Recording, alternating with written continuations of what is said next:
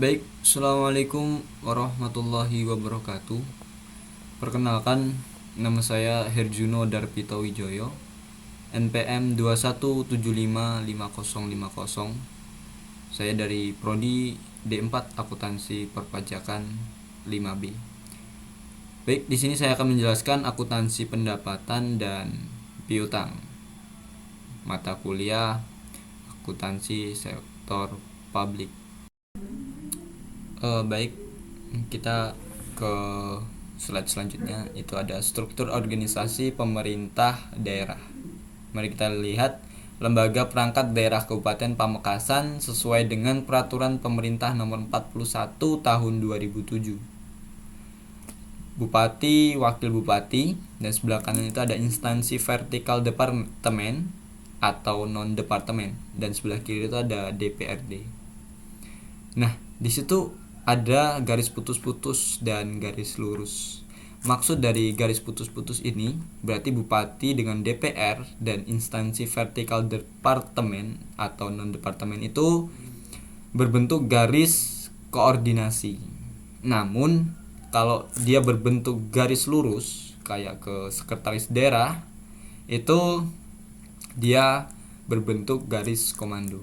Nah, di sekretaris daerah ini dibagi menjadi 3. Ini ada yang pertama asisten pemerintahan dan Kesra. Yang kedua ada asisten perekonomian dan pembangunan, dan yang terakhir itu asisten administrasi umum. Dan itu sudah ada bagiannya. Nah, kita lanjut lagi ke sebelah kiri nih. Ada 5. Ini ada staf ahli bidang hukum dan publik. Yang kedua itu staf ahli bidang pemerintahan, dan yang ketiga itu ada staf ahli bidang pembangunan. Yang keempat ada staf ahli bidang kemasyarakatan dan SDM, dan yang terakhir staf ahli bidang ekonomi dan keuangan. Nah, itu disampaikan ke sekretaris DPRD. Nah, itu berbentuk garis komando. Seperti itu. Kita lihat lagi ke bawah, itu ada dinas daerah, lembaga teknis daerah, dan lembaga lain. Nah, ini ada nih, saya beri contoh. Ini ada di lembaga teknis daerah nih. Ini ada inspektorat, ada bentuk pagar tutup kurung. Nah, itu maksudnya itu tidak mengurangi jumlah atau skorsing. Maksud dari pagar tutup kurung ini. Kita ke bawah lagi. Bupati, wakil bupati itu dengan kecamatan dan kelurahan itu juga bentuknya garis komando. Seperti itu. Selanjutnya, PPKD dan SKPD. Apa sih PPKD dan SKPD? PPKD adalah pejabat pengelola keuangan daerah, yaitu kepala satuan kerja pengelola keuangan daerah yang mempunyai tugas melaksanakan pengelolaan APBD dan bertindak sebagai bendahara umum daerah. Sedangkan SKPD itu kepanjangannya Satuan Kerja Perangkat Daerah, adalah perangkat daerah pada pemerintah daerah selaku pengguna anggaran atau barang. Itu menurut Permendagri nomor 13 tahun 2006. Selanjutnya, berdasarkan Undang-Undang nomor 17 tahun 2023, tugas PPKD antara lain itu dibagi menjadi 6. Yang pertama, menyusun dan melaksanakan kebijakan pengelola APBD. Yang kedua, menyusun rancangan APBD dan rancangan perubahan APBD. Yang ketiga, melaksanakan pemungutan pendapatan daerah yang telah ditetapkan dengan Perda. Yang keempat, melaksanakan fungsi bendahara umum daerah. Yang kelima, menyusun laporan keuangan yang merupakan pertanggungjawaban pelaksanaan APBD. Dan yang terakhir, melaksanakan tugas lainnya berdasarkan kuasa yang dilimpahkan oleh kepala daerah. Sedangkan tugas SKPD antara lain dibagi menjadi 6 juga. Yang pertama, menyusun anggaran satuan kerja perangkat daerah yang dipimpin. Yang kedua, menyusun dokumen pelaksanaan anggaran. Yang ketiga, melaksanakan pemungutan penerimaan bukan pajak. Yang keempat, mengelola utang piutang daerah yang menjadi tanggung jawab SKPD yang dipimpinnya. Yang kelima, mengelola barang milik atau kekayaan daerah menjadi tanggung jawab SKPD yang dipimpinnya. Dan yang terakhir, menyusun dan menyampaikan laporan keuangan SKPD yang dipimpinnya. Selanjutnya, pendapatan LRA. Pendapatan adalah semua penerimaan rekening kas umum negara atau daerah yang menambah ekuitas dalam periode tahun anggaran yang bersangkutan yang menjadi hak pemerintah dan tidak perlu dibayar kembali oleh pemerintah. Selanjutnya, klasifikasi pendapatan LRA.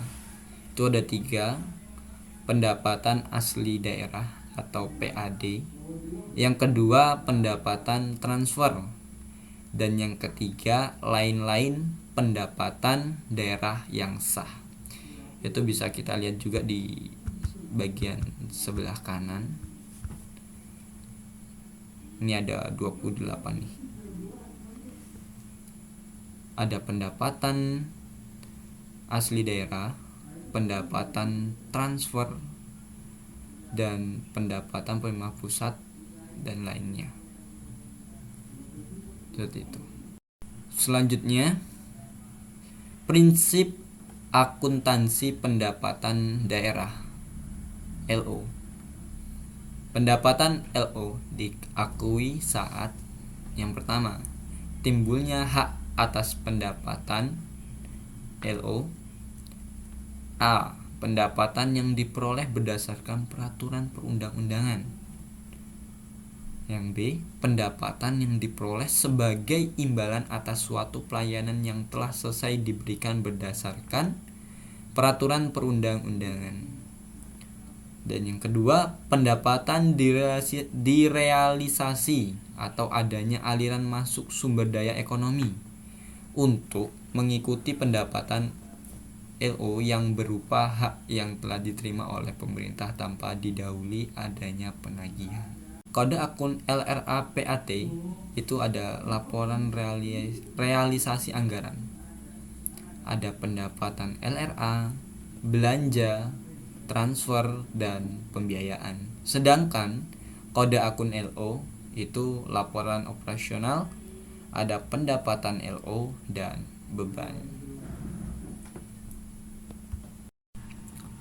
Selanjutnya, pencatatan pendapatan yang diterima SKPD saat penerimaan. Ini bisa kita lihat jurnalnya. Jurnal LO. Kas di bendahara penerimaan pada pendapatan LO. Jurnal LRA. Itu perubahan SAL pada pendapatan LRA. Sedangkan pencatatan pendapatan yang diterima SKPD saat penyetoran ke PPKD itu RK PPKD pada kas di bendahara pemerintah. Selanjutnya, penyajian.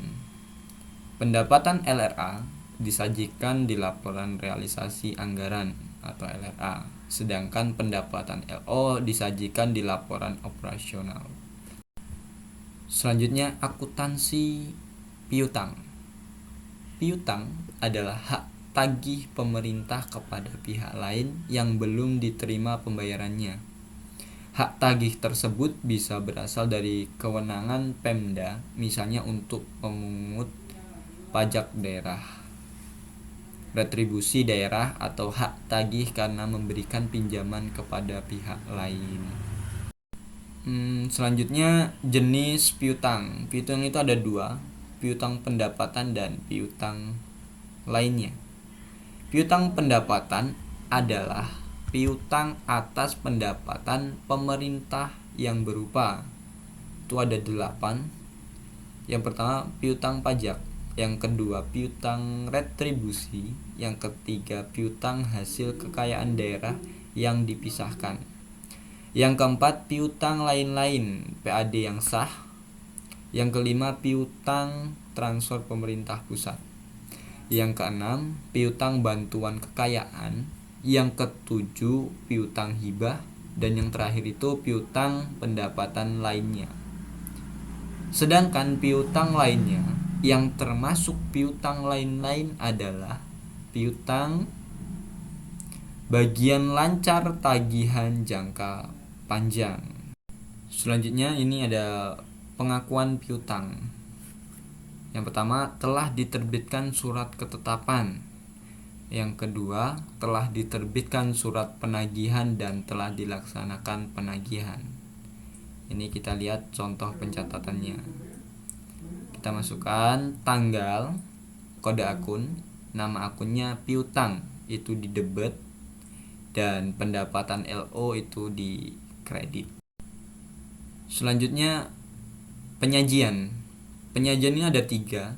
Disajikan sebagai aset lancar di neraca sebesar nilai yang jatuh tempo dalam tahun berjalan dan yang akan ditagih dalam 12 bulan ke departemen berdasarkan surat ketentuan penyelesaian yang telah ditetapkan. Yang kedua, disajikan sebagai aset lainnya terhadap nilai yang akan dilunasi di atas 12 bulan berikutnya. Dan yang terakhir, aset lancar diungkapkan pula dalam catatan atas laporan keuangan. Baik, cukup sekian yang dapat saya sampaikan. Kurang lebihnya saya mohon maaf, dan kepada Allah saya mohon ampun. Saya akhiri. Wassalamualaikum warahmatullahi wabarakatuh.